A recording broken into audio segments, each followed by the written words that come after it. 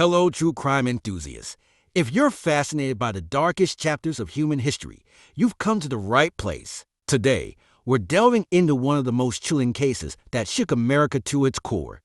But before we begin, make sure you hit that subscribe button and turn on notifications so you don't miss any of our in-depth crime analyses. Welcome to Case Focus, where we shine a light on the shadows of the past. Let's begin our journey into the twisted mind of Ted Bundy. Ted Bundy, the chilling story of a serial killer. He was handsome and charismatic. He could be charming, even disarming. But beneath the surface, Ted Bundy harbored a darkness that would horrify the world. He became synonymous with the term serial killer. Bundy's crimes were monstrous, his victims young and innocent. He preyed on their vulnerabilities, often luring them to their deaths. His methods were brutal, leaving a trail of devastation. For years he managed to evade authorities, masking the depravity that lurked beneath. His intelligence allowed him to escape from custody twice, intensifying the nationwide manhunt. Ted Bundy's story is a chilling reminder that monsters can hide in plain sight. Ted Bundy's early life was marked by a secret that would shape his worldview. Born Theodore Robert Cowell on November 24, 1946 in Burlington, Vermont, his mother, Eleanor Louise Cowell, hid the identity of his father. Raised by his grandparents, Bundy grew up believing they were his parents and his mother was his older sister. This fabrication, maintained to avoid the stigma of illegitimacy, deeply affected him. When he discovered the truth, resentment towards his mother festered. In 1951, Louise married Johnny Culpepper Bundy, who formally adopted Ted. Despite taking his stepfather's surname, Bundy harbored a dislike for him, viewing him as intellectually inferior and financially inadequate. He idolized his grandfather, Samuel Cowell, a domineering figure described as abusive and cruel. Bundy's early years painted a picture of a seemingly normal childhood. However, the hidden truth of his parentage and the influence of his grandfather may have sown the seeds of insecurity and instability that would later blossom into something far more sinister. The year was 1974. The Pacific Northwest was gripped by fear as young women began disappearing with alarming regularity. Ted Bundy's reign of terror had begun. His first confirmed victim was Karen Sparks, an 18-year-old student at the University of Washington. Bundy entered her apartment while she slept, brutally beating her and leaving her for dead. Sparks survived but suffered permanent brain damage. Bundy's crimes escalated. Linda Healy, Donna Gail Manson, Susan Rancourt, Roberta Parks, Brenda Ball. The list of missing young women grew longer. Their families clung to hope, but the reality was far more grim. The disappearances followed a chilling pattern. Bundy often targeted college campuses, preying on young women who resembled his first love, a woman who had rejected him years earlier. His crimes sent shockwaves through communities, leaving a trail of unanswered questions and shattered lives. In the fall of 1974, Ted Bundy relocated to Salt Lake City, Utah to attend law school. His arrival coincided with a new wave of disappearances and murders, extending his reign of terror eastward. Nancy Wilcox, Melissa Smith, Laura Amy, Deborah Kent. These young women became the latest victims in Bundy's escalating spree of violence. Their disappearances, often from crowded public places, baffled authorities and sowed panic among the public. Bundy's methods remained disturbingly consistent. He often lured his victims with a fabricated injury, using his charm and seemingly harmless demeanor to gain their trust. Once alone and vulnerable, he would overpower them, leaving a trail of unimaginable horror in his wake. His crimes were not confined to Utah. In January 1975, Karen Campbell vanished while on a ski trip in Snowmass, Colorado. Her body was found a month later, bearing the gruesome hallmarks of Bundy's brutality. The net was closing in, but Bundy remained one step ahead, a phantom preying on the innocent. Section 5. Behind Bars. Arrest and Imprisonment. August 16, 1975. A routine traffic stop in Salt Lake City would prove to be a turning point in the hunt for Ted Bundy.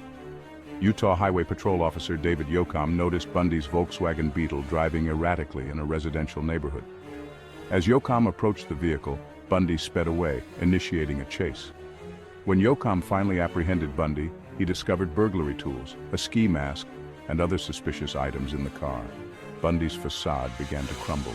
His appearance and the Volkswagen matched the description provided by Carol Duranche, who had narrowly escaped a kidnapping attempt by a man claiming to be a police officer. Furthermore, Bundy's ex-girlfriend, Elizabeth Klopfer, had previously reported her suspicions about him to police. Despite Bundy's attempts to explain away the incriminating evidence, the pieces were falling into place.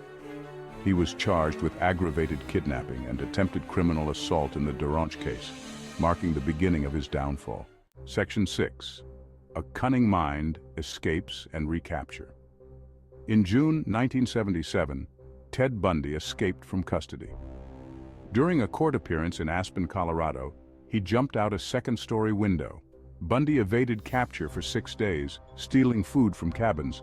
He was apprehended while driving a stolen car. In Glenwood Springs, he exploited a flaw in his cell's design. On December 31, 1977, Bundy escaped again. He headed to Tallahassee, Florida for his most infamous crimes. Section 7. Blood in the Sunshine State, the Florida Murders. January 1978. Ted Bundy, under the alias Chris Hagen, resurfaced in Tallahassee, blending into the student population at Florida State University. Behind his charming facade lurked a monster. On January 15th, Bundy entered the Chi Omega sorority house. Armed with a wooden club, he attacked 4 women, murdering Margaret Bowman and Lisa Levy. Kathy Kleiner and Karen Chandler barely survived. On February 9th, he abducted 12-year-old Kimberly Leach. Her body was found weeks later in a pig shed. The Florida murders sent shockwaves through the nation. Bundy's brutality intensified the manhunt. Law enforcement agencies were determined to bring him to justice. Section 8. Justice in the Spotlight, the Florida Trials, June 1979. The eyes of the nation turned to Miami, Florida, as Ted Bundy stood trial for the Chi Omega sorority house murders. The trial, broadcast nationally, became a media spectacle, captivating and horrifying the public in equal measure. Bundy, against the advice of his attorneys, chose to represent himself, his arrogance and narcissism on full display. He relished the attention, often smiling and joking with court personnel, even as the prosecution presented damning evidence against him. Eyewitnesses placed Bundy at the sorority house. Bite marks on Lisa Levy's body matched Bundy's dental impressions. Despite his attempts to discredit witnesses and cast doubt on the forensic evidence, Bundy's facade was crumbling. On July 24, 1979, the jury delivered a guilty verdict.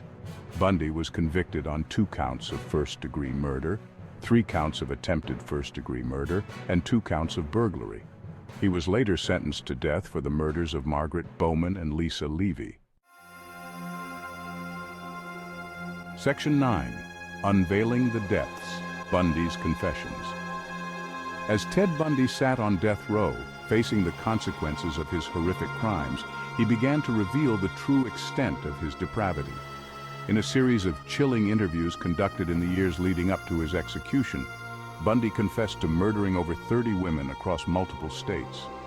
His confessions painted a gruesome picture of his crimes, revealing a depth of cruelty that shocked even seasoned investigators. Bundy described his methods in detail, often recounting his acts with a chilling detachment that belied the horror he inflicted. He spoke of his fascination with death, his desire to exert power and control over his victims. He admitted to necrophilia, revealing a dark and twisted psyche that defied comprehension. Bundy's confessions, while providing some closure to the families of his victims, also served as a stark reminder of the monster that had walked among them. His story stood as a chilling testament to the capacity for evil that can reside within the human heart. Section 10. A Date with Death, the Execution of Ted Bundy, January 24, 1989.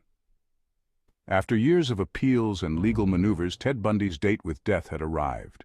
the man who had terrorized the nation, who had brutally murdered scores of innocent women, was strapped to a gurney inside Florida State Prison's execution chamber. As the witnesses gathered, a mix of law enforcement officials, journalists, and family members of Bundy's victims, an eerie silence fell over the room. The air was thick with anticipation, a sense of grim justice about to be served. At 7:16 a.m., the executioner, hidden behind a curtain, administered a lethal injection of chemicals. Bundy's chest heaved, his body convulsed, and then he fell still. The man who had instilled fear and revulsion in the hearts of millions was no more. Outside the prison, a crowd had gathered. Some were there to protest the death penalty, while others cheered, their cries of "Burn, Bundy, burn," echoing through the night. Ted Bundy's reign of terror was finally over. Bundy's legacy. Ted Bundy's name remains synonymous with evil, his crimes forever etched in criminal history. His story continues to fascinate and horrify, a reminder of the darkness beneath ordinary facades. Bundy's legacy is complex. He shattered the myth of the monstrous outsider, proving charm can hide monstrous secrets. His crimes led to advancements in criminal profiling and forensic science. His case sparked a national conversation about violence against women. Bundy's story became a cautionary tale, a reminder that appearances can be deceiving. Despite his death, Ted Bundy's shadow looms large. His crimes remind us of life's fragility and the need for vigilance.